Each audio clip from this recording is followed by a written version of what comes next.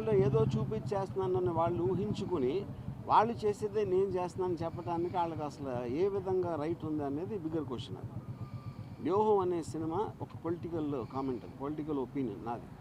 దేశంలో ప్రతి ఒడికి ఉన్నట్టే మీరు తెల్లారు లేస్తే మీరు డిబేట్లో మాట్లాడచ్చు, న్యూస్ పేపర్లో రాయొచ్చు, లేకపోతే బుక్ రాయొచ్చు, న్యూస్ పేపర్లో కాలమ్ చేయొచ్చు, ఒకళ్ళిద్దరితో మాట్లాడుకోవచ్చు, ట్వీట్ పెట్టచ్చు, అలాగే సినిమా తీయచ్చు. అన్నీ కూడా మాధ్యమాలు.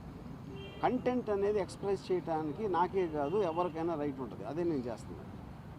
నేను అదే చెప్తున్నా. ఇప్పుడు వాళ్ళకి ప్యానిక్ అవుతున్నారా ఏంటా అనేది వాళ్ళకే తెలియాలి. ఎక్కడ వ్యూహంలో ఏమొస్తే ఏం చూపించేస్తే మా గురించి ఇప్పుడు చాలా చిన్న సింపుల్ కామన్ సెన్స్ క్వశ్చన్ అడుగుతాను.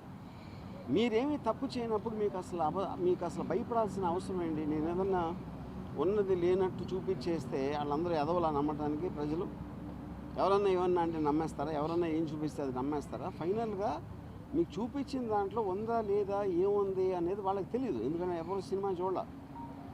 కానీ గుమ్మడికాయ దొంగ అంటే భుజాలు తడుముకున్నట్టు వాళ్ళకు వాళ్ళే ఊహించుకొని భయపడిపోయి ఏం చేయాలో తెలియక ఇలాంటి వాటన్నిటికీ రిసార్ట్ చేస్తారు.